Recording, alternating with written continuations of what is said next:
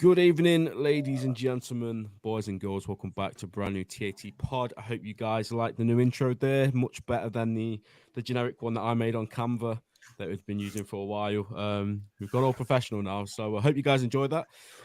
Today, we've got another TAT transfer pod. We're going to talk about everything that's been going on. There's been all sorts of crazy rumors in the last 24, 48 hours with Liverpool. But the main one is Romeo Lavia, and that is going to be the main topic of discussion. But before I introduce our guest today, I need to shout out our incredible TAT pod sponsors, yourfootcard.com. You can make any Ultimate Team card you want. You can make a Dominic Szoboszlai card if that's what you want to do. You can make even yourself. You can put yourself on there with 99 everything if you fancy yourself as a baller. You can do that with any promo card, icons, anything. Play at the mumps. And if you use TAT Pod at checkout, you get 15% off. So go check out your foot card. Use the TAT Pod. That Darwin Núñez poster is sick. I'm actually going to try and steal that to go on my wall. I'm going to have to get some conversation going about that. But yeah, check out the sponsor, guys, and use the discount code. But yeah, today, the main topic of discussion, as you can see by the thumbnail, is Romeo Lavia. And that brings me to our guest today, Mike from Matchday Vlogs. How you doing, mate? I'm doing good. Yeah, I'm doing very well, thanks. Good, mate. Like I said to you off air, mate, it's an absolute pleasure to have you on. We always appreciate guests coming on here to give up their time to speak to us, mate. So massive thank you for that. And we're back with the regulars, Mike and Craig. You already know those guys. There's no you guys don't care about us anymore. Yeah. No point in introduction, is there? There's no longer shiny new things. Yeah, exactly. We've got a new mic now, Ben. I see how it is. Listen, Pass me to the side. You know what they say, guys? If it's not broken, don't fix it. So we'll keep going, boys. Let's get some comments before we dive straight into it. Big up TAT from Anfield lad. Big up, lads. I'm not sad that we aren't getting to Ram. We will get into him a bit later on. New intro is fire, 100%. How is everyone? Cole Wilcox, we'll get on to him as well. I am good, Mike Quill. And reports suggest we are looking at Crystal Palace, Mark Guehi. I've not seen that myself, but we'll see.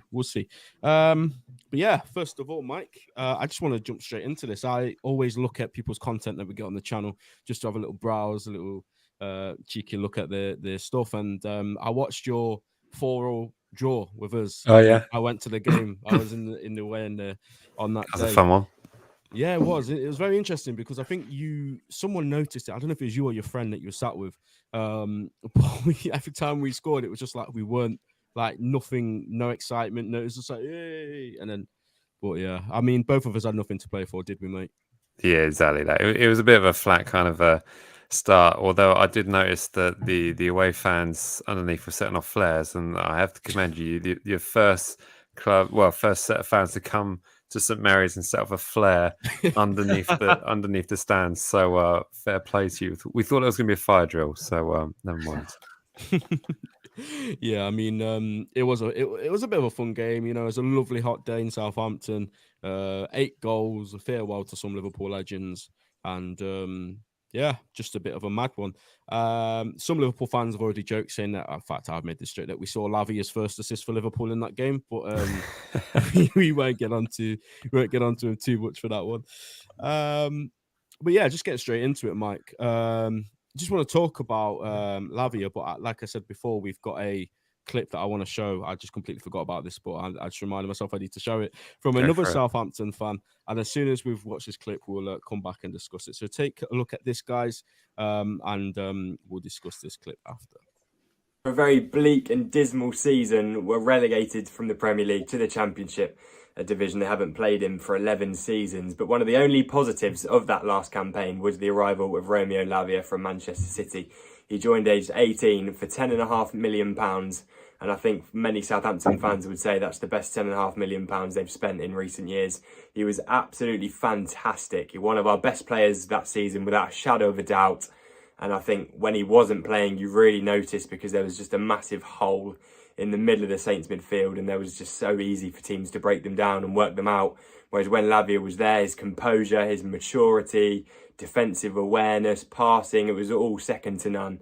And he was an absolutely brilliant player for Saints. I'm quite surprised he's still here, to be honest, because I thought someone would have probably snapped him up by now pre-season's begun. plenty of noise starting to be made about where he's going to end up or where he's going to be come August and come the new season. And Liverpool, of course, is one of those destinations that could be very likely where we'll see him go. And I think for Liverpool, he could be brilliant. He could be a perfect fit into that defensive midfield slot, which I think they are crying out for personally, with Fabinho and Henderson, both still very good players, but not quite at the same level they used to be, and potentially becoming slightly less reliable than they used to be as well. I think Lavia could fit into that system of just sitting in front of a back line, sitting in front of two very, very high quality centre-backs in Konate and Van Dijk. I think he could be a brilliant player for Liverpool, and he's got age on his side as well, where he could be brilliant for years and years to come as well. In terms of a price, Manchester City, I believe, do have a £40 million buyback clause within the contract that he signed with Saints, so they would obviously have first refusal if you like, but with them potentially going for other targets, that move might be fairly unlikely. Arsenal were also linked with a move for Lavia, but obviously if they're signing Declan Rice for 100 million and Kai Havertz for 65, then they're not necessarily going to be quite as strong in the race, depending on how much they have financially, of course. But Liverpool, they've got the position. They just need to buy him if they're going to get him, because I think he would be a brilliant fit. And Saints, of course, they've said that a couple of reports have gone round about the price. Saints have said they want a record fee, which would, of course, be an increase on the 75 million they got for Van Dijk from Liverpool. But I don't think that would come to it. I think they've set the price tag of £50 million, which again, some people might say that's too high. Some people might say that's about right. But that's ultimately what he's worth for Southampton, and whether he goes for more than that, whether he goes for less than that, will soon to be seen. But either way, if he signs for Liverpool, you've got an absolute gem on your hands, and you will have a gem for years to come. Yeah. So big shout out to Rob for making that little clip for us to get on the channel. He couldn't make it today, so he did a pre-recorded thing. So Mike, just going straight back to the start, with Romeo Lavia, if you cast your mind back a year or so ago, you signed this kid from Man City for 12 million, was it? I believe so, yeah. What was the initial feeling, around your guys? Because we all know that City youngsters tend to be pretty good football players. So when you sign him, what's the initial feeling, mate, of that signing? There was a lot of excitement, I think, for not only Romeo Lavia, but a lot of the other youngsters that were coming out of Man City. I mean, we pretty much bought the youth academy with Gavin Bazunu being our number one choice goalkeeper. Samuel Edozie, Larios in there as well. So there were a lot of young players coming through. But I think Lavia caught everyone's attention just by the way that he left Man City, in the sense that there was a sense that they had this buyback clause. So whenever you see a player go to your club and the parent club puts a buyback clause in there, there's a sense of excitement to think like, well, there's obviously a reason why they've stuck that in there, rather than thinking like, this guy will never play for Man City, so farewell. So yeah, there was just a general kind of excitement, but he was very, very young. I mean, he was 18 back then. I mean, he's still only 19 years of age, but very early on we saw a very mature player in the centre of the midfield who was basically bossing it. I mean, he was able to sort of obtain the ball off the opposition and then sort of gain a lot of composure and take his time in midfield and sort of play some pretty exciting balls out wide and playing the ball forward. But it kind of spells the thing when you see a player play for a couple of games and then literally the stadium has Lavia on the back of their shirts. You're thinking like, okay. And I for one was also among those that put Lavia on the back of my shirt for that season. So yeah, very, very exciting player to watch. I think the only thing that really kind of hindered us at the start of the season, we had got a 2-1 win over Chelsea way back in August 2022. One of our only 2 wins at St Mary's last season, but well, less said about the better. But in that game, he actually got injured. There was a hamstring injury, which basically put him out for, I think, perhaps 6 to 8 weeks, basically until the World Cup break, really. Yeah. So we were in an absolute mess after that because we'd lost Oriol Romeo, who went back to Spain. So in terms of a CDM, we had no one. So it was a real big miss. So yeah, just generally, there was a lot of excitement, but we only saw him for August, so it was kind of a bit of a mixed kind of a reality for us, and up until January when we came back in. When you look at his 29 games, wasn't it? He played for you last season. So from the outside looking in, listen, you probably are tired of seeing all football fans that didn't watch him play 29 games make judgments on him. Do you think there's any misconceptions that you've heard said about him so far? Or are there any things that you think about him that stand out that maybe you feel haven't been highlighted enough? Misconceptions, I think for one, would probably be, it's going to sound outrageous, but the price. Everyone's talking about the money being thrown around at Romeo Lavia, but what you got to look at is like projects for the future. And if you're throwing 100 and something million for Declan Rice, is Declan Rice worth 100 million? Probably not. Can West Ham get 100 million from him? Yes, they can. They just have. So, but when you look at young players and what they're going to be in the future, I mean, I'll cast your minds back to a certain player called Virgil van Dijk. And if you said to me, "Oh, we got Virgil van Dijk for 70-something million," you probably go, "Yeah, that's a good deal." And this is one of those scenarios where you've got an absolute starlet right there, and if you really want him, just pay the money. Even Sadio Mane was the same, wasn't it? People exactly. It's absolutely. I mean, we've seen some absolute stunners come through St Mary's. I mean, Sadio Mane, probably one of the greatest players I've seen. Virgil van Dijk, winners at St Mary's. I just Adam Lallana as well. Like being honest, Lallana, unbelievable technician. Virgil van Dijk, you look at the player like that and you think, like, I'm just going to enjoy him while he's here, because absolute to the very top. And Romeo Lavia has that star quality. So all this whole kind of like, is he worth 50 minutes? Just shut up and get on with it. Okay, so you think the misconception is the price? I think a lot of people, when they look at the price, I think what not necessarily puts people off, but from what I read today, for example, Liverpool, United, Chelsea, Arsenal, all players that have tapped up the club, clubs that have tapped up Lavia, they look at the price and they go, "We're not going to move for that. We're not going to move for that." Realistically, it could get brought down to some like 38 plus add-ons, which is something that I've called for a minute, and I'm standing on that. I do think he'll get sold for 38 plus add-ons. But in that, away from the misconceptions, because you talk about the price, and you're saying he's worth the price, which I fully understand. We use Van Dijk as the example, Mane, Lallana. I think the only Ben White going to Arsenal. Ben White. Well, maybe I'm biased. No, I'm kidding. No, he's done very well there. Even Luke Shaw at United, he may not have lit up the way he could have, but he's still done very well for 30 mil. But yeah, so I think in terms of things he can do very well, if you were to try and explain what Lavia can bring to a football team to somewhat novices, which we all are, everyone pretends they're an expert on him. I didn't watch all 29 games. My favorite game of his was when you guys played Arsenal in that 3-3. I think he was. That was the game that shown him to me. I've spoke about him then since then, really, as a player. The way he dictated the tempo, broke apart their attack time and time again. He was the best player on the football pitch for me. But yeah, if you were to sell him, how would you sell Lavia to a football fan? Well, you pretty much summed it up in what you just said there in terms of being able to sort of break down the play and just sort of control it. I mean, if he's given that kind of role within midfield, he's absolutely fantastic. But if he's given a bit part role in terms of like there's someone else sort of governing the play in the centre of the park, that's where it gets a bit messy in the sense that there isn't really that whole kind of nucleus kind of like central point that he can work from. We saw him sort of playing in many roles because we had 3 separate managers over the course of the campaign last season. And to the latter part, with only a couple of exceptions with that Arsenal game, including that, there were a couple of moments where he kind of looked like a bit part player. But, let's not forget we had Nathan Jones and Ruben Sellers and all these players, all these managers that were sort of trying to govern their own systems. But he was getting a little bit lost on it, really. So if he's given the role of he's the guy in the middle of the park, that's where he shines. Absolutely shines. Okay. Yeah. Sorry, Mike. I just want to have a question there. Yeah, that's fine.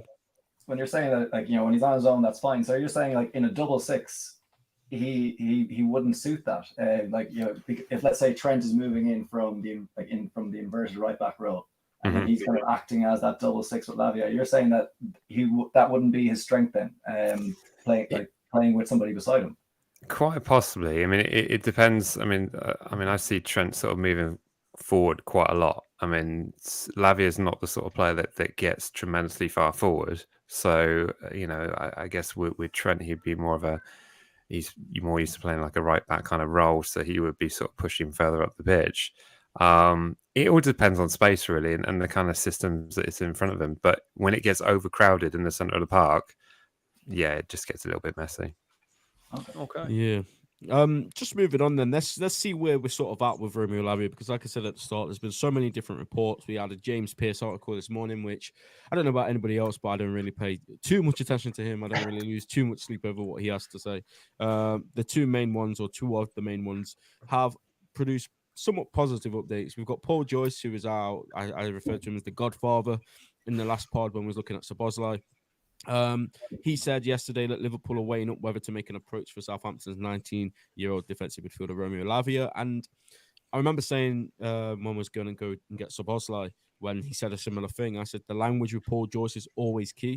You know, if he's not dismissing it, if he's not saying he's not an active target or Liverpool are not going for this guy, then it's on, in my opinion. And I'm not saying this is going to happen, but I certainly trust Paul Joyce and the next guy, Fabrizio Romano, on this case more than James Pearce. And James Pearce, Fabrizio Romano has said Liverpool have been in contact with the agents of Lavia for 2 weeks. Sources expect the club to open talks with Southampton soon. They face competition from Arsenal and Chelsea. I mean, we've already briefly touched on an Arsenal player that they've signed, Declan Rice, and Chelsea are apparently going after Caicedo. So coming back to you, Mike, there seems to be at least 3 clubs, 4 if you include Man City, but that clause is for next season, isn't it? So at the minute, there's 3. Which club, and you don't have to say us because you're on our channel, but which club do you personally see him fitting in, you know, for his development to become the player that he can be? Which do you think is the best club suited for him in terms of playing now, developing, and just becoming the player that he can be? That's a great question. I think it all depends on who the other options are in that midfield. And I think, you know, I've kind of sort of, you know, I know I'm repeating myself a bit here, but in terms of giving the space to play and being that number one choice, that whoever that club is, I mean, if he goes to a Chelsea or someone like that, I mean, I honestly don't know what they'll be doing next season in terms of how they're going to be set up. So that kind of unknown perhaps might be a bit unsettling, but I mean, I guess I look at your CDM options and they're pretty light, aren't they? I mean, James Milner's gone to Brighton, so is there another actual It's Fabinho. CDM? Our Fabinho, number 6 okay. options are Fabinho, Henderson, if we forced him into the role, Okay. and then a young Right. lad called Stefan Bajcetic. Right, okay. That's it. Well, I think That's it's it. going to be an 8 long term, to be fair. So. I think he'll be an 8 long term as well. Right. So it's very light. He could be an inverted right back as well, which is just something I might. I'm not buying this. You know, get that propaganda out of here. All right. Trent needs a backup. Well, go back to the point. So if you look at the team's options, let's say the options for him are Chelsea, United. I don't think United are really in it, but Chelsea, United, Arsenal, ourselves, right? And you're going through the midfield options. What about a crowded midfield? So Arsenal are probably, for me, I think they're the biggest contenders. It's between Arsenal and Liverpool, from what I've read. You know, I don't know how accurate that is. Is that similar to what you've seen? Yeah. In So, terms of the names getting listed there, yeah. So if you look at the Arsenal team, the Arsenal midfield as it is, you've got Declan Rice, you've got Havertz, you've got Odegaard, you've got currently Thomas Partey, you've got it's quite a stacked midfield. Yeah. So do you think when you look at those types of players, do you think that works better for him, or do you think a midfield where he would have a McAllister or a Thiago and a Szoboszlai Henderson to either side of him would work better? I would probably say the Liverpool setup, just in terms of like the pace of play as well. I think, you know, in terms of like a bit more. I mean, you are very quick at getting the ball forward, and it's very versatile to see. You know, in case you play it short, you play it long, and mix things up a lot. I think that whole kind of creativity sort of in the side will suit him well. But in terms of like looking at Arsenal, I mean, they're already very, very busy, and you know, whether he suits that side or not, I mean, you got to think, are they really going to be spending over 200 million in this transfer window if everything they're looking at comes off? But yeah, I either yourselves or Arsenal, I could see it. Depressing to say it out loud. I could see it working. I think with Arsenal, I get that. Go on, Greg. Arsenal, it's all dependent on party, and we know some of that could be football related or non-football related. So that will definitely be, you know, that will kind of indicate what they'll do in the race.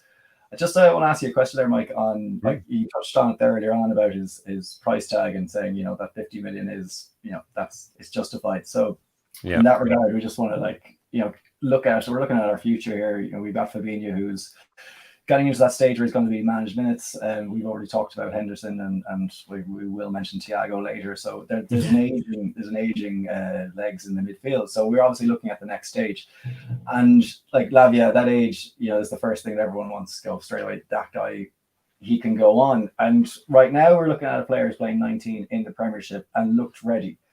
Do you see him going on to the next stage, like stepping up even further again, like getting up into that kind of Kante bracket? You know, like, you do? 100%, 100%. And I think the only thing that would hold him back would be injury, and you know the issues with the hamstring and things like that. That would be the only thing in there that I would think like maybe, you know, the medical. Is he fit enough for this kind of price tag? Don't say that to Liverpool fans. I will tell you now. I'll tell you now. I'm not sure how familiar you are with our team there, Mike. You mentioned injury, and I've just felt the entire group here between me, Ben, and Craig get very tense. So I must admit that's something that's not covered though when it comes to Lavia, is his injury profile. That's interesting. I don't know how much you know about ours. We dealt with a lot of injuries in midfield the last couple of years. In fact, our midfield signings in general are pretty cursed when it comes to injuries, especially in recent years. When it comes to Lavia, the only injury you mentioned there was a hamstring. Is that something that has reoccurred? Is he prone to picking up little issues here and there? Not really. I mean, it's just been a couple of moments where he sort of, you know, reached behind and grabbed the back of his leg. A couple of occasions, which is just, it was always one of those feelings when you're watching that on the football pitch. It just sends you on edge. But you know, there was that injury in the Chelsea game back in August 2022, and that was one that put him out for a while. And he came back a little bit too early, and was then sort of, you know, sidelined again for a bit. But it's only really been that. That has been the issue really. There hasn't really been anything else, but also the style of play that was being played back then by Hasenhüttl, that sort of gegenpress, kind of like everyone pressing, everyone pushing high, just absolutely relentless run into the ground kind of football, that perhaps put a little bit too much pressure on the young player. Interesting. And just one last thing on the, like, you know, him playing that sole DM role, because again, like Mike was saying, I don't know everything about the guy. I've watched bits and parts of him, but like it's only when we've been linked to him, I'm going, okay, I need to go back and watch like actual match highlights and, you know, try and get a full game as opposed to just the clips. And it was the other Arsenal game. That I watched, and because one thing that I'd seen that people were raving his anticipation, and like that's something I'm like, wow, that's what you want, because you can't teach that, you know, it's not something that you can build up over time. It's natural. And then I just watched it and I was like, okay, sometimes he's actually just jumping. He jumps the gun maybe a bit too early, as opposed to kind of holding that position. So obviously you can say that with age, you know, discipline, you can kind of relax a bit. But do you see what I'm saying there? Do you think that he had amazing anticipation, or did he get it wrong as well while trying to do these like amazing interceptions? Yeah, there were a couple of occasions where he caught short, but you know, he wouldn't be alone in doing that. You know, our kind of setup was the fact that, you know, we were able to sort of press high and sort of close players down with the idea that there's backup behind should the worst happen. So I can put a whole list of names in of players that were anticipating and jumping in and getting caught short. I mean, you know, our goal conceding record probably tells the biggest picture of all. But manager, you think that's down to the manager as opposed to? Yeah, I would say so. But naturally, you know, you're trying to sort of, you're playing in the Premier League and you want to sort of, you know, perform at your highest level. You know, naturally, you want to try stuff. It's all about confidence as a player, especially at that age. But the confidence and composure to do what he did. But we saw more good than bad, should we say? Okay. Yeah. No, Great. It's really good to hear you talk about this because, like I say, mate, when we try and do it, we've watched Lavia for probably 10 games, but we don't really have much of an insight. So it's good to have you on. But we've briefly touched on the price on how much we think he'd go for, and there's obviously inflicting reports. Some saying the 40 mil that City have is going to be sort of like a measuring stick. Some are saying that it's going to be 50. In a realistic world, what you say is probably like the lowest that Southampton are willing to take? Because Mike here says 37 plus add-ons, but the way you're talking about him, it makes me seem like, okay, actually, you guys like really back him to go on and be a world-class player. So surely 37 and add-ons is way too cheap. It feels incredibly light. But there's another side of this is the fact that the way that we've signed players is kind of smart business. And it's also smart business by the original clubs that you come from. If Romeo Lavia is to go this transfer window, there's a big percentage which goes Man City's way. So you're going to be lining the pockets of your rivals if this deal goes ahead. Not sure how you feel about that. Call the deal off now. But that is something on that. The same with Tino Livramento. Being linked with Newcastle. There's a big percentage which would be going back towards Chelsea's way.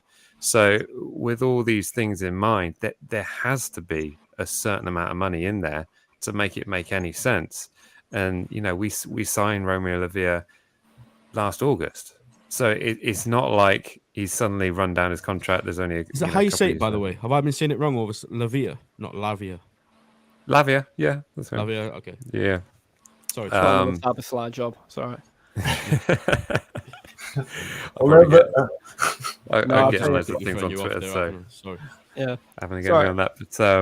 But yeah, I mean, there's a lot of our players have got longish contract times. I mean, everyone's gone about Ward Prowse's price. And so, well, he signed a new contract last season, so it's these years have to be paid off and compensated for.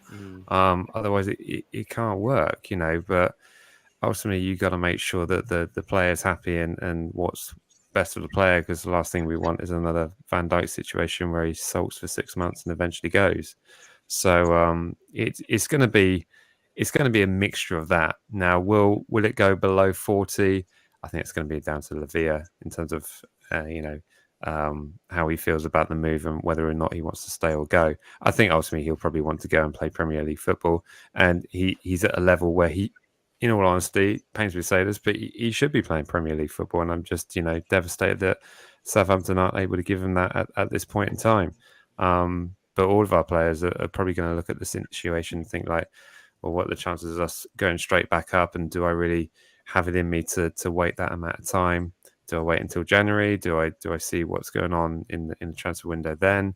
So I'm not sure if there's any kind of particular rush, but ultimately, yeah. The question is he worth 50 million? No, absolutely, he is. But it's just a case of whichever club has already spent elsewhere, how desperate they are for a CDM role. But like I said, he's a big talent and will be one for the future as well. When it comes to you as a team, right? So we spoke about this boy in depth now, and I appreciate you coming on and genuinely putting forward the greatest sales pitch I've seen since since Wall Street and hopefully the pen. Not that too good. You're like, let me sell you this pen, all right? We'll give you the 50 million. Listen, we'll just give it out of our own pocket. Listen, but I will say, like, the way you describe him, it does sound like the kind of player we need. I'll tell you now. But in terms of you as a Southampton fan, let's talk about Southampton for a minute. I was saying before the pod, and I was even told to bite my tongue because we should have saved it for this.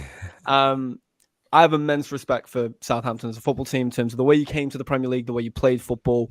I think you guys were the original Brighton in many ways in terms of an incredible recruitment strategy, a wonderful academy, a very attractive style of football. I'll never forget when you had Jay Rodriguez, Lallana, and Lambert. And for those who don't remember, they were playing the electric football that you see Brighton play today. And that's not me using hyperbole. That's exactly what it was. And it was so exciting to watch. Same with like Luke Shaw bombing on at left back at like 17, and just this team of youth. Ward Prowse was 18, 19 in the Premier League when he first came through. And if you look at the journey you've had in the Premier League, just firstly, you've got to obviously be immensely proud. But do you think that the recruitment strategy and the selling way that you guys had to keep going for a while was eventually became your detriment in terms of not being able to figure out a way of keeping players just for that extra season? Great question. And I think last year kind of changed everything for us, because for the last maybe 3-4 seasons prior, we spent basically net zero. If you're acquiring a player, you got to sell a player, and that's generally how it works. So Hasenhüttl had an incredibly low budget to work with, and knew that if he wanted something, he had to sell someone. That all changed last season. We spent 140 million over the course of last season, which is absolutely mad for us. But the fact, what was really our detriment was the fact that we bought very, very young players. A lot of people look at Brighton where they are now and sort of, put in similarities between the two clubs. And I think that's absolutely fair to do so. But there's only a certain amount of how far that can go.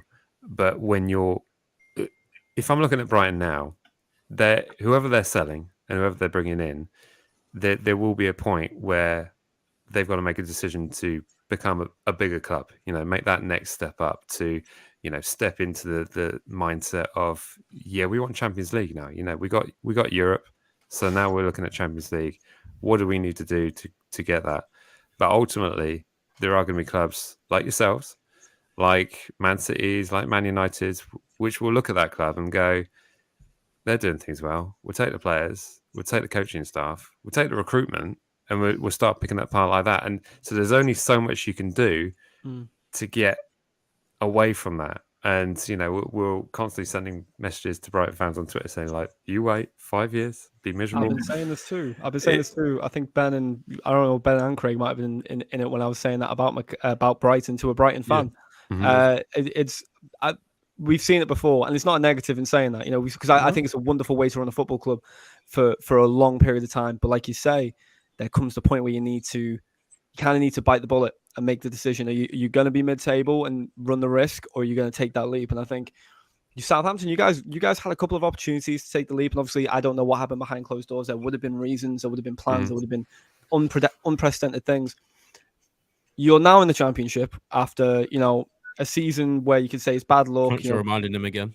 Hey, listen, it is what it is. We're in Europa League. It's our Championship. That's such a big club thing to say. That's such a big club thing to say. Any Southampton fans? My heart bleeds. Look at you guys. I know, honest to God, yeah. That's like the rich man saying, "Oh, I've only got this much money." Shut up.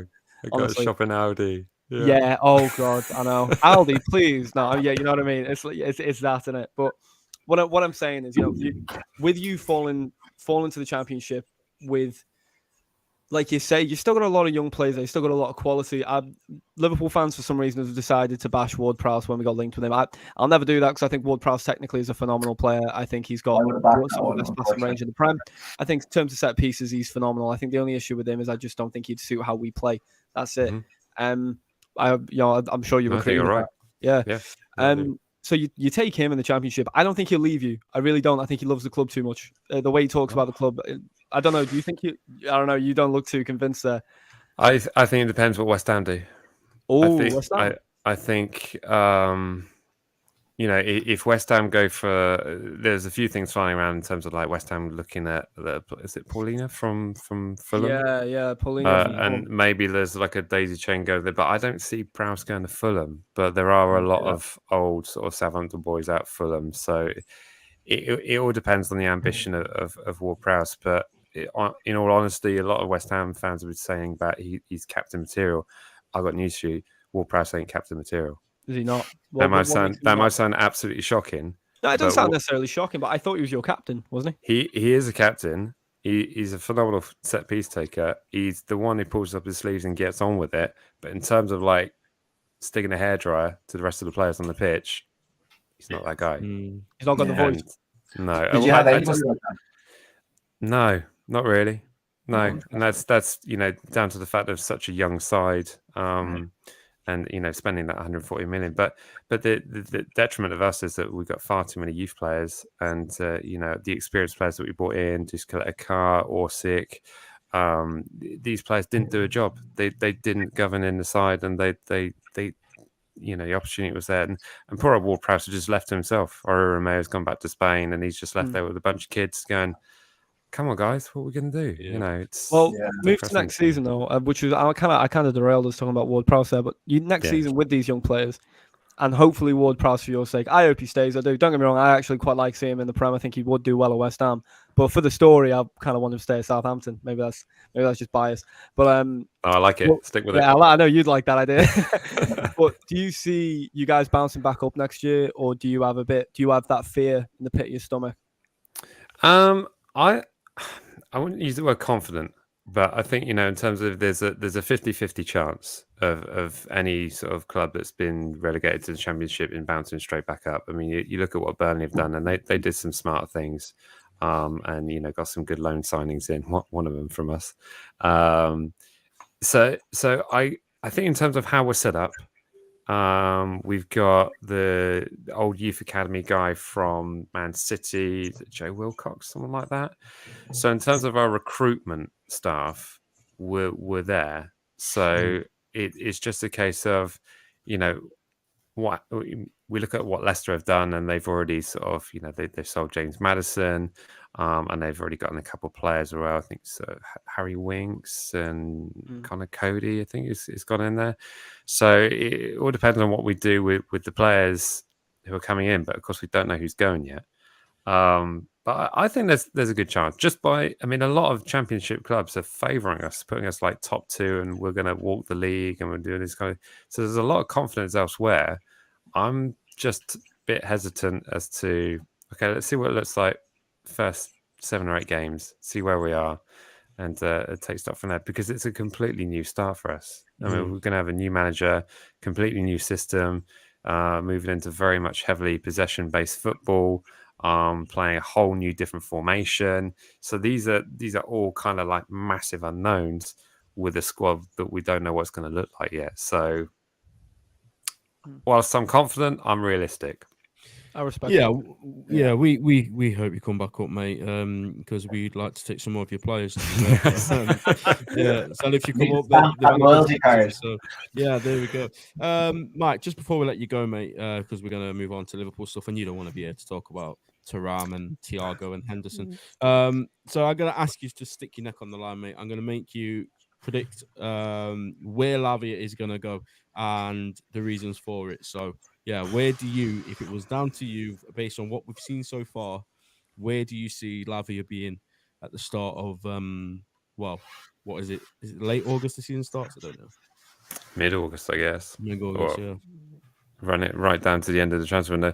I think it all depends on, whether or not who puts their money in their pocket. Who puts the money on the table in terms of like who makes it happen. But I can see it. I can see him leaving. That I can see. As much as the players saying all the right things, and in terms of the press and the media and things like that.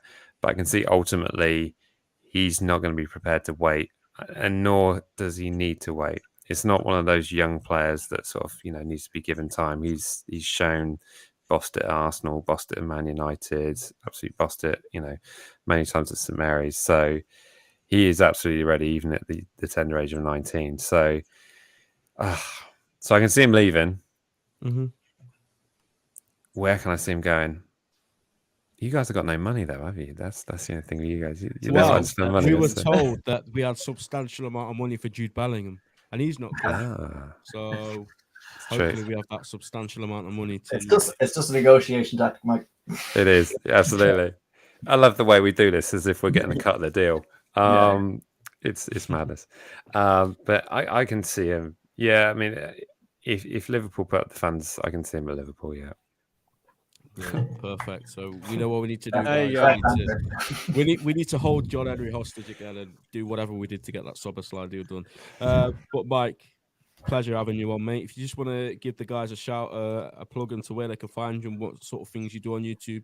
Yeah. No, come find us on Matchday Vlogs on YouTube, on TikTok, on Facebook, all those kind of things. Ultimately, what we do is we vlog the games at St Mary's and on the road, but really sort of give the perspective of what it's like to be a Southampton fan, the good, the bad, the absolutely ugly, And even where we've got the camera set up, it's a bit like Gogglebox for a Saints fan, because we've got a little stand, and then of course you see us celebrating, and of course you see the away fans celebrating if the other team score, which happened a lot last season. But yeah, it's basically about sort of counselling for Saints fans, where we can just sort of get together and have a nice group hug when things go bad, and celebrate when the good times, really. But football fan communities are absolutely best, and I love these kind of things where we can talk with opposing fans. Sad we're not in the same league anymore, but it's great to chat about football, about players, and about the sport we absolutely love. So yeah, come and find us on YouTube, and smash that subscribe button. Love that, man. Love that. Great. Pleasure having you on, like I say, mate. And if we come across each other in the cups, you're again welcome to come back on and preview the games with us. So thanks Absolute for joining pleasure. us, mate. All right. Cheers, boys. See ya. Cheers, mate. Take care. Cheers, Bye. mate. See you later. Cheers now. Yeah, so there we go, guys. A little bit of an insight to Romeo Lavia. Listen, me and Mike and Craig, we all know our stuff, but when it comes to players that we're looking at, we're not these guys that sit there on Twitter. Oh yeah, I've watched Kone from Gladbach. I watch the Bundesliga every week, every Sunday afternoon. We're as honest as we can be. Every player we've been linked to so far, I feel like all of us have said, yeah, we don't really know too much about them, but we've seen bits and pieces. So I thought, you know what, let's get the guys that actually know what they're talking about to come on. Unfortunately for Nice, I don't know if there's any Nice channels out there, especially that speak English. So we are going to have to speak about that. I'm just going to put a tweet out to try and get some more people in. Make sure you're smashing the like button, subscribing to the channel, guys. Yeah, we'll get straight into the crazy Liverpool transfer rumors that have just been, well, not rumors, this is legit news. Let's get straight into Khephren Thuram then, boys. David Lynch said yesterday that Liverpool are no longer pursuing a move for midfielder Khephren Thuram. Talks were held with the reps earlier in the window, but Dominic Szoboszlai ultimately emerged as a preferred target. And then he says, with any lingering interest in Thuram now ended, a firm move for Lavia now appears increasingly likely. Coming to you, Craig, first of all. We discussed this, didn't we, in a previous podcast? And I think some of us maybe said that we need a more defensive midfielder now, someone that's a more natural six, like a DM sort of thing. If we are to go and get someone like Lavia, do you think this is the right thing to do now? I'm just going to hedge my bets completely with this one and just say yes and no. So in terms of the no, so in terms of not getting in a DM, I think it could be risky in terms of that it's the only position we don't have a third unique player in.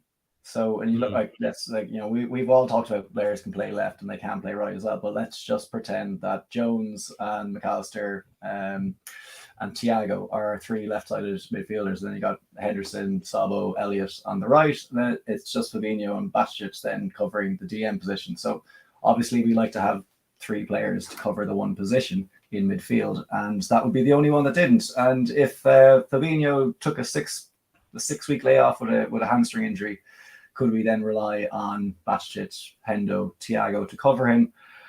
I don't know. Because with Bacic, I mentioned on the previous podcast too that he's like Jones is up in the air whether we can rely on him. In terms of minutes and games. We all know he's good enough, but do we know he's mature enough? And the next thing to keep it going for that long. So that would be where my indecision would come from in that regard. Whereas in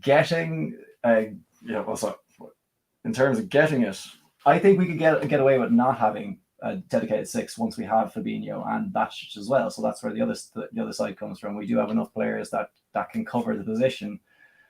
And again, I think a defensive midfielder, an out-and-out defensive midfielder is like a fail-safe, for in terms of the teams when we're going all out and then there's someone on the break and coming back that way. Whereas when you are the better team, you don't need that fail-safe as much. You should have complete control of the ball, and you're not firefighting, which we were firefighting last year, and we saw how we weren't prepared for it. But when we're in control, going into the season, I could say yes, we need a 6, and no, we don't, and just completely leave it like that. I know nobody wants to hear this half opinion on it, but either way, I trust the club, you know, and like what's going on right now. I don't know, you know those street games where you've got the cups on the thing and you're following the ball that's in the cup. Yeah.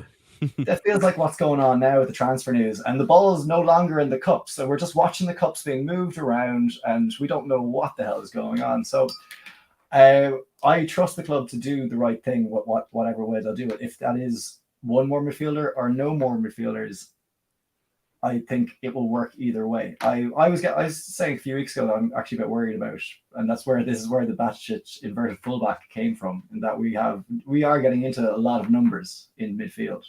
So if we didn't go off and get that extra midfielder, I could understand it, because getting all that game time out there will be difficult to rotate. That would be my 2 cents on it. Yeah, coming to you, Mike. I think from speaking previously, I think Thuram is a player that you was all in on. You really wanted him to come to us, from memory at least. I've not watched this podcast back. So to hear this news, I hate watching. It's honestly so cringe. I get it. Yeah. So to hear all this stuff coming out now that Thuram's not coming in and that we've moved our attention to other areas. If it is to be Lavia, McAllister, Lavia, McAllister, and Szoboszlai, would you be happy with that? I would be. I would be. There are some people that'll never be happy, and they'll be like, "Well, we should have signed 4." And it's like you got to think realistically how this team works. Like Craig said, it's about game time as well. It's about game management. I think if you bring those 3 in and you keep Thiago and you keep Henderson, I'm very happy. More on them later. I'm sure. Are we going to talk about the Fab link as well, or I might accidentally touch into that? It's slightly okay. here. Yeah, you could touch on it. Yeah, that's fine. Yeah, there for those who are unaware, or for those who only just touched in, but there have been links with Fabinho to the Saudi League in the last 24 hours. Now, if it came to one of our senior midfielders that I would be comfortable selling, he would be the one. Now, that's not saying I want to sell him. I'm saying in worst case scenario, we have to sell one of the 3. It would be him. Reason for it, I think in terms of leadership, Henderson is still fantastic. I know everyone's going to disagree. Oh, you love FSG? No, I just respect my captain. It's fine. They're very separate things, but somehow people try and equate them. But Thuram would have been great. He would have been fantastic. I was excited about the link. I think a big physical midfielder, similar to when Fabinho first came in terms of someone who's just like impossible to knock off the ball, physically imposing, can get around the pitch, can drag the ball forward in such a clear way. Like he's just immovable at times. Doesn't look like it's happening. It is what it is. There's maybe that it was a bit of a pipe dream to get 4, so I'm not too concerned about that. I think Lavia makes a lot of sense. Fabinho has probably 1 more season in him. Which I say I'd like to see him have 1 more season so we can gradually introduce Lavia in the same way we can introduce McAllister and give Thiago 20 minutes here when we need it, and we can give Henderson 20 minutes here when it's needed. Because those 3 players, regardless of what people say, some will say Thiago's injury prone, Fabinho's past it, Henderson's not got the legs anymore. The fact is, all 3 are very different types of midfielders that are crucial to winning a league, that are crucial to seeing out tough games, that are crucial in the dressing room, that are crucial on the training pitch. And a lot of the things that those 3 bring to the side, all 3 of them, you don't see on the football pitch. They're what would you call it? They're the standard setters, same way James Milner was, right? Yep. And that's why it's important to not lose them. If we have to lose one, it would be Fabinho. Go on, Craig, what are you saying? Sorry, Mike. I just want to say about it, some things you don't see in the football pitch, but during COVID, we heard it. We did. People are going to always forget about that. Yeah. It's why I hate social media. People forget about everything. But I understand why some of the things people say about our players. But I think there's a clear sign that the majority of us, when I seen the Henderson link, it's why I say. So someone just said, "Get him, Mike." I'll get him. Don't worry. One thing I seen when the Henderson link came out was a lot of people that I see judge Henderson. We're also very quick to say, and I actually respect this about every single one of them that did. They went, listen, easy. When we shouldn't sell Henderson, we do still need him. We just don't want to see him start. And I respect every single person that did that, because I was in Spaces and stuff, Mike. Sorry to interrupt you there. And I know Spaces are not. I've seen them. How do I put this correctly? They're not a true reflection, I think, on what a lot of people think. They like to think they are, but they're not. And a lot of people, I said the exact same as you. They were saying to me, oh, you don't need Henderson to lead. We've got Salah, we've got Alisson, we've got Van Dijk, we've got all these other leaders. You don't need Henderson. I was like, oh my gosh. Like, you hear Kenny Dalglish, Sir Kenny Dalglish, I beg your pardon. You hear Steven Gerrard, you hear Jurgen Klopp, we hear all these guys talking about how important Jordan Henderson has been to Liverpool ever since he came in 2012, 2011. You know, he's been absolutely pivotal to everything we've achieved on and off the pitch. You know, like we just pointed out, when it was COVID and everything was locked down, he was one of the main people fighting for the whole thing to flip and come back. You know, everything he does off the pitch, off the field, in the changing room, you know, yeah, okay, he might not be setting the standards in terms of playing, and you know, when he plays, okay, fine, I'll concede that he's not good enough to start for Liverpool week in, week out anymore. I'm happy to admit that. You cannot sell your vice captain and captain in the same window. You can't. Because that is just that's too much of a change. I'm happy to phase Henderson out from playing on the pitch, absolutely, and then maybe next season, say Sunderland come up or another opportunity arises, absolutely, maybe consider it then. But this season, especially when we're going for a transitional period, because people might not think we are, but we're signing at least 2 midfielders now to come in and start for us. I want my captain around. I'm sorry, I don't care what anybody tells me. For that sort of situation, the captain that has been at this club for over 10 flipping years, man, he needs to be around for me. Yeah, I think the thing is as well, and I will say this because I've been in some of them spaces, I spoke to some of these people. I have respect for these people. I understand where their opinion comes from, and like, you know, I think a large part of it comes from a frustration, which I understand. I think last season, you know, last season was not a good season for anyone. I think what Henderson suffered from, in my opinion, was the same thing Fabinho suffered from, which was overplaying. He doesn't have the legs to play 40 games a season. We were still making him do it. And he had to. He had to play 3 games in a week sometimes, and you know, 2 of the 3 wouldn't be that good. Pretty obvious as to why, but you know, it is what it is. But it is what it is. Injury as well. Yeah, and he's come back, but he played through an injury and all that, and like, people do their best to just at any moment attack him. It's just it is social media antics in that respect. But the people I spoke to in the spaces, I understand their point, I understand their reasoning. I just think that some people need to take a breath sometimes and just be like, listen, you know, he's a human being. We don't need to hate on this person this aggressively. Like, at the end of the day, like, he's given a lot. He's someone who supports the NHS. He's considered the captain of captains in the Premier League by so there's a captain of captains association. I just want to just touch on that there. Like, when people are naming all of these leaders of each country, and you're like, who's their club captain? You know, so he's captaining all of these national captains. They look up to him already, and you want to say that you'd get rid of him because it's one of them. But listen, people have had this conversation to death. I think going back to our main point, which was in terms of transfers, in terms of Thuram, in terms of links for players. Thuram's someone, in a wonderful world, I think the 3 that it looks like we're signing, because Lavia is not confirmed. If we do sign him, I'll be very happy with the 3. I think we all agree we need a left-sided centre-back. That is the next priority. I'm actually okay on the left-sided centre-back. I still think Robbo has a lot to offer. I think we're just copying Pep. Everyone's just looking at Pep going, they play Ake out there, so we have to have a centre back out there. How many times was Robertson shown up playing that position last season? I think I agree with you in terms of, like, he's still got a lot to give. I think Robbo as a left centre back doesn't work. It doesn't, Craig. Like, that's not a negative. It's not spite on him. But it's, guys, that is not a permanent formation. You know, like, it's a system we switch in and out of the whole time. So he's not actually he's left back in defence when we don't have the ball. Can I add to this? Even if we was to revert back to 4-3-3, I still think we need one, because it's not just on about the new system. Even if we was to go 4-3-3 for the whole season, we'd still need one, in my opinion, because you got Virgil, got Konate, got Matip, we got Gomez. Virgil already has done a hell of a lot since his ACL. We have no idea how that's going to impact him for next season after.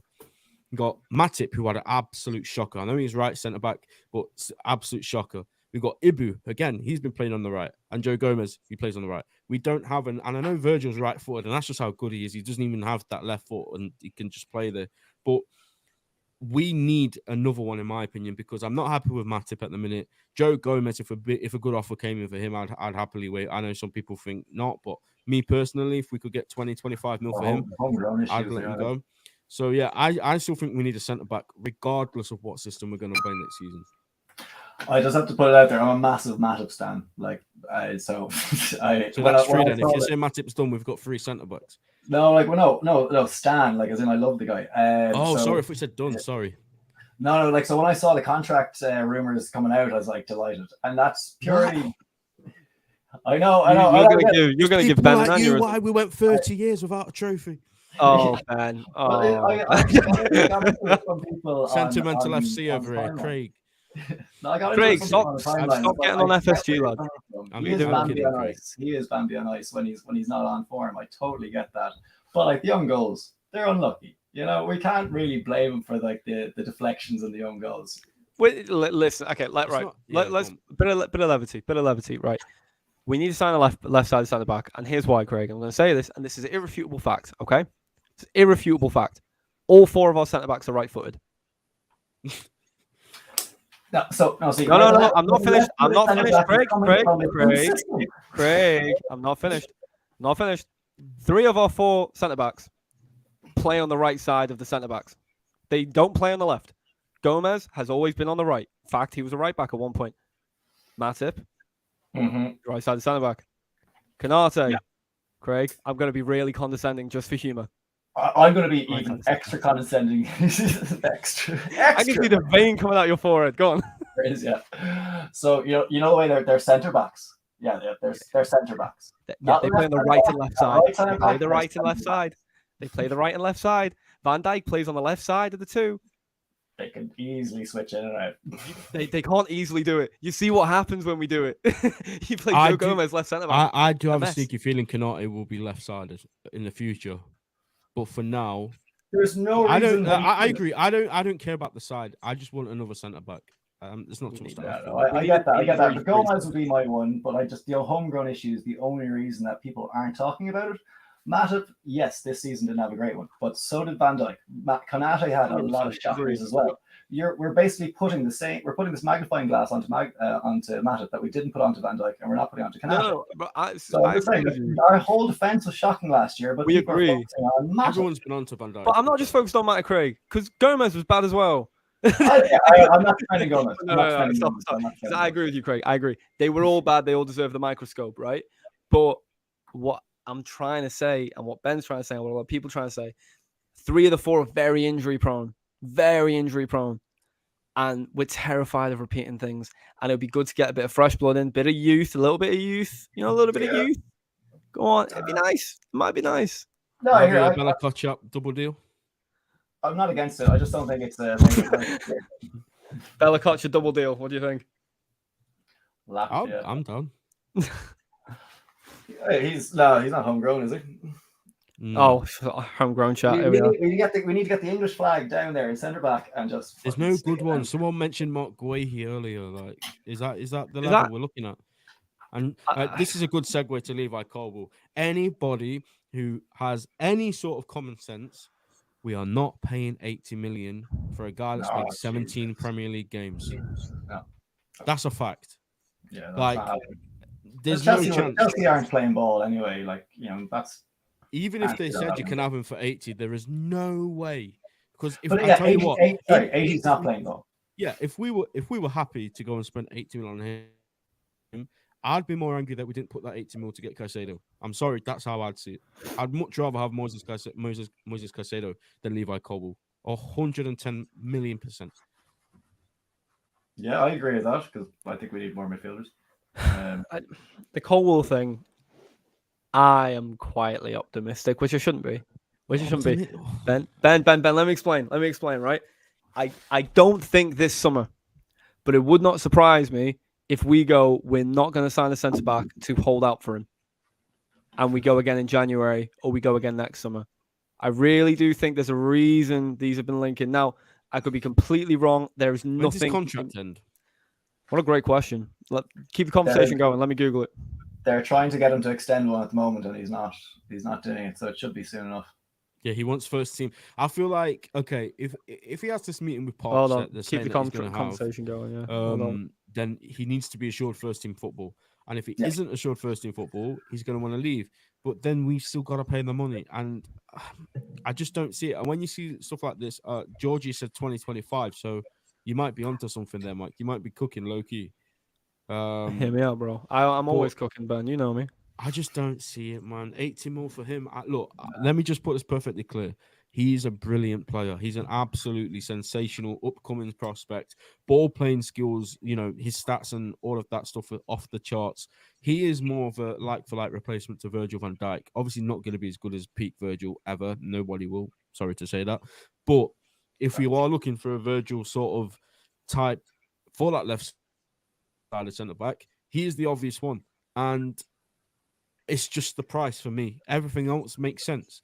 But the price of 80 million, they want a record fee for a centre-back. Well, that's I just don't see it. Bellingham territory there. Or Guardiol as well. Is that happening? Is that happening? The City Guardiol thing? He's going City.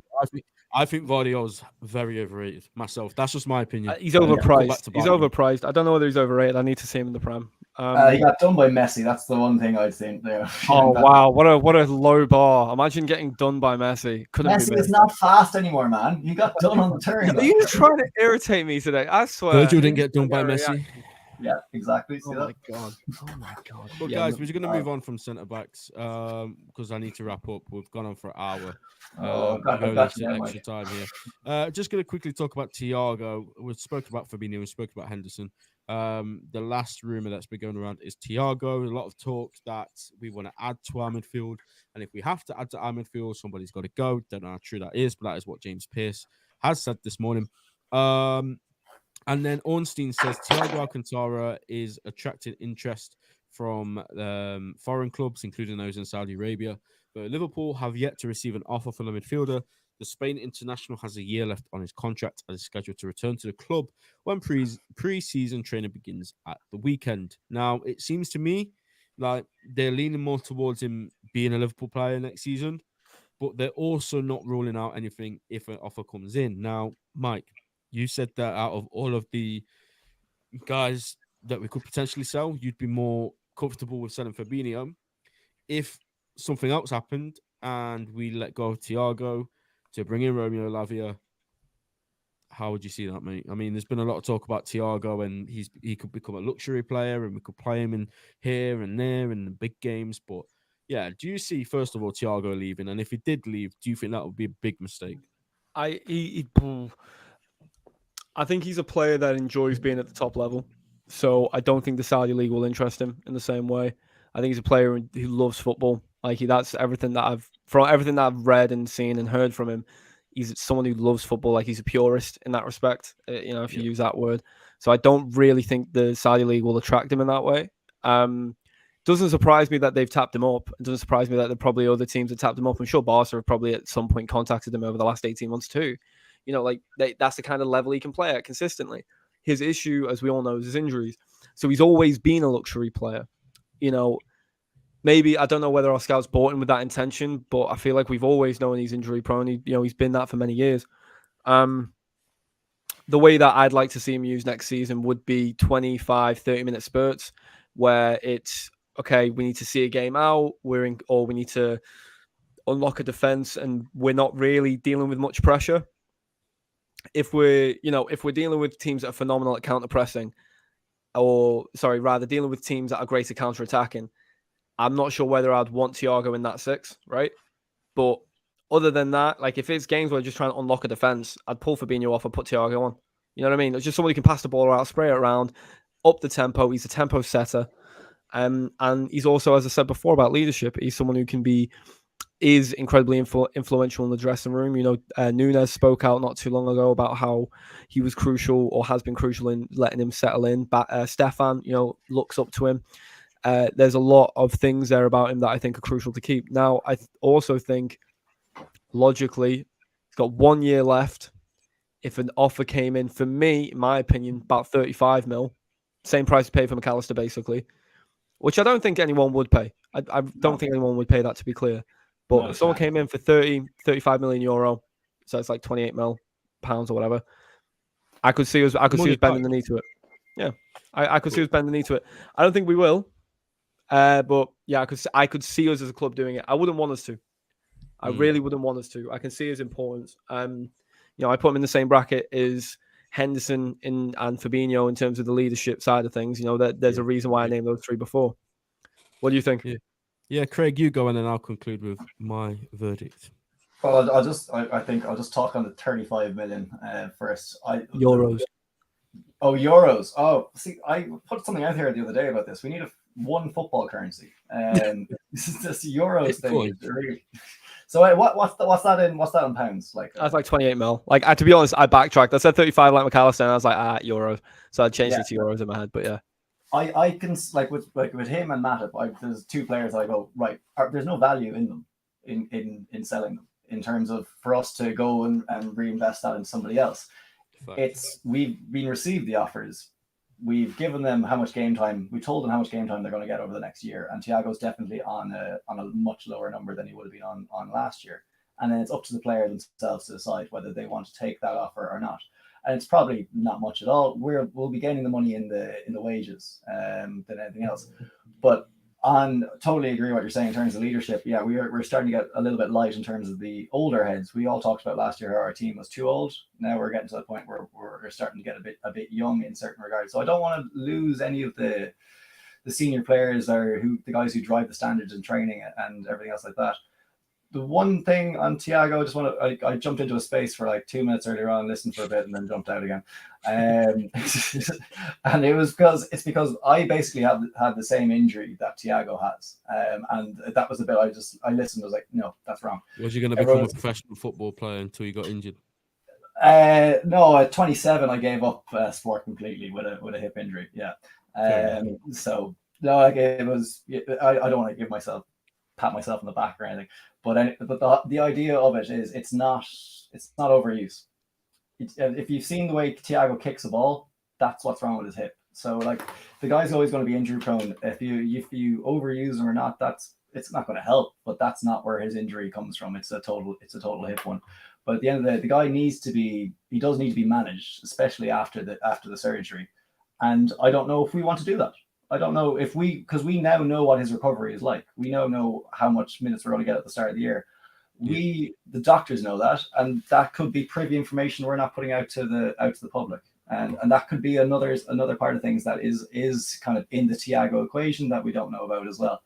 So again, I think it'll be his decision. I don't want it to happen because he's a proper baller. Like it's a level of player that I don't want to say we've probably never had, in that sense. The only criticism I would say is that him and Henderson can kind of maybe control the play too much. They take a pass and they get it back straight away, where it's like, no, just get your passes to where you want them to go. Stop just tapping it amongst yourselves. And that's what they're the leaders. They come onto the pitch, they control the play, and then sometimes that's not what we need. We need the team playing and not just Henderson and Thiago playing with the rest of the lads around them. That'll be. Yeah, I mean, first of all, I completely agree. I don't want to sell. I feel like our fans online certainly have been begging for depth to match City. No, we've got this sort of depth. We don't really know what to do with ourselves. We've never really seen this before. Like Szoboszlai, Henderson, Thiago, Elliott, Jones, Pacetic. Potentially another one to add to those. I've probably forgotten somewhere. McAllister, I don't know if I said him. So I don't want to see him go. I feel like now we've got enough players, so we're not playing him 50 games. Well, he's never played that. That's precisely the point. So we can manage when we're going to use him. I feel like that will benefit us massively. I think you made a good point then, Craig. Thiago Alcantara, for me, is the first or one of the first times in my lifetime where Liverpool have gone out and signed a world-class star. It's not happened many times. You can maybe pick 2 or 3 occasions where it's happened. Thiago walks through those doors. It's a huge statement. We've just landed potentially the best centre mid in Europe. Absolutely incredible. And I don't want to see him go without winning one of the big trophies. I know we've won the FA Cup, we've won the League Cup, and now I've kind of put the pressure on him to win the league because we're not in the Champions League. But I want to see him give it a go at, and try and win one of the Premier League whilst he's still here. Hopefully we do that. But my other thing is just in general, like I don't see him leaving. I know this probably isn't much of a factor, but he set up his whole Thiago Alcantara Foundation in Liverpool as well, and I don't see him leaving that yet. Obviously, he's probably going to take that wherever he goes in the future. But for now, I feel like he's really doing something special in the city with like kids and all these kind of things. So I don't think he'll go. I don't want him to go. I feel like he will be a pivotal part to us next season if we are going to go deep in all these competitions. Say you're in the Europa League final, semi-final, you're 2-0 up in the first leg, you don't play him in the second. You know what I mean? You keep him fresh for the final. Just that kind of thing. We didn't have the luxury to do that before. So I definitely think as well with McAllister, even Curtis Jones, all these guys, these younger players, they're going to learn so much from him over the next year. And he's someone that I want to be. I said this about Henderson before. He's certainly somebody I want to oversee this sort of midfield rebuild because he is dynamite. He's different gravy to anything I've seen Liverpool in the last 10 years since Stevie left. Obviously, even when Stevie left, he was not a shadow of the player he once was. But I'm not ready to let him go yet. I'm sure the club aren't either. If the offer does come in from Saudi, and money always talks for him personally as well. If they're offering him millions and millions and millions for 2 years, it would probably be hard for him to say no. I'm not going to lie. But as of now, it doesn't look like there's anything concrete in Thiago going. Doesn't look like there's anything in anyone going, to be fair. There's a few rumours of Fabinho, Thiago, maybe to Saudi. Henderson one was just a no-go from the start, in my opinion. So it will be interesting. Obviously, anything can happen at any point. Are we ruling out Henderson or Jones going out on loan? Probably Jones, maybe Elliott, not so much. So, yeah, we'll see what happens, guys. And we'll be here to talk through it every time. If we're linked with another player from another club, we'll do a quick scout report on the old YouTube to see who's available to jump on the channel. And, Mike, do you have anything to say before we wrap up, mate? Just 7 days from now, new song comes out. Pressure. Yeah, I'm gonna plug it. If anyone likes music, you like nice things in your ears, just know that next week, Wednesday, you type Mike Quill into Spotify, you type Pressure next to it, and I'll tell you right now, it's gonna be the best way to start your day. I tell you, what a way to start your day. There we go, guys. There we go. And also, Matchday Vlogs. There's a link in the description down below for his channel.